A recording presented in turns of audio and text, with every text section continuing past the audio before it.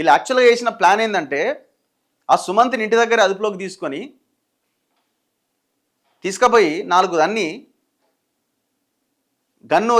Gun పెట్టి బెదిరించిందని చెప్పించి వాంగ్మూలం రాసేసి వీళ్ళే ఆ గన్ ఎక్కడి నుంచి వచ్చిందంటే కొండామురళి దగ్గర నుంచి వచ్చిందని రాయించేసి మొత్తం కొండా ఫ్యామిలీని భూస్థాపితం చేద్దామనేది ఒక పెద్ద ప్లాన్ వేసిండు వేం నరేందర్ రెడ్డి. ఈ ప్లాన్ సక్సెస్ కాలే. మనోడు ఏంది ఆ ఇంటి నుంచి బయటకు వచ్చే క్రమంలో ఫార్చునర్ వెహికల్లో ఉన్నాడు. మనోడు బయటకు వచ్చే క్రమంలో వీళ్ళని పసిగట్టిండు పోలీసులని. ఎవరు వచ్చారు? పోలీసులని పసిగట్టి మనోడు హై స్పీడ్లో, పోలీసులదేమో చిన్న వెహికల్, అది టాటా సుమోనో ఏదో ఇన్నోవానో ఏదో ఉంటుంది కదా. సో మనోడు అక్కడి నుంచి ఇంకొక దారిలో వెళ్ళి డైరెక్ట్గా మంత్రి ఇంటికి వెళ్ళిపోయాడు. అది అక్కడ ఆ టార్గెట్ పోలీసులు మిస్ అయిపోయినారు. అక్కడ మిస్ అయిపోయి మంత్రి ఇంట్లోకి పోగానే మంత్రి ఇంట్లోకి పోలీసులు ఇక లోపలికి వెళ్ళలేకపోయారు. వెళ్ళినా పెద్ద గొడవ అయింది. దాని తర్వాత సుమంత్ని తీసుకెళ్ళి కొండా సురేఖ మినిస్టర్ క్వార్టర్స్లో దింపేసింది.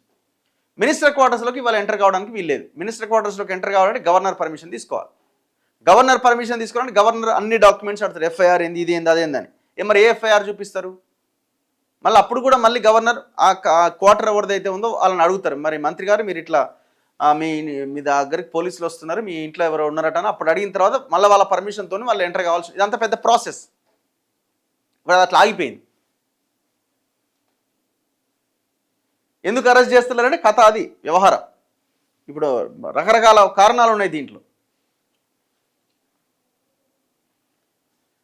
అసలు ఈ గన్ను ఎక్కడిది అన్నది పాయింట్. మరి ఇప్పుడు ఆ రోహిన్ రెడ్డి కూడా బయటికి రావాలి. రోహిన్ రెడ్డి కూడా బయటకు వస్తలేడుగా.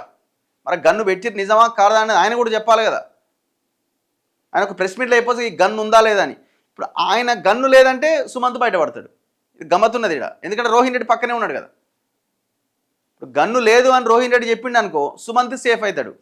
అప్పుడు వేం నరేందర్ రెడ్డి ఇరుక్కపోతాడు, ప్రభుత్వం ఇరుక్కపోతుంది. అదొక పెద్ద సమస్య అయింది. అందుకే ఆయన బయటకు వస్తలేడు. గన్ను ఉందని చెప్దామా, మరి నువ్వేం చేసినావు పక్కన నుండి, దేనికి గన్ను పెట్టిరని మళ్ళీ అడుగుతారు. ఇగో ఇన్ని ఇబ్బందుల మధ్య ప్రభుత్వం ఏం చేయలేక సైలెంట్గా ఉండిపోయింది.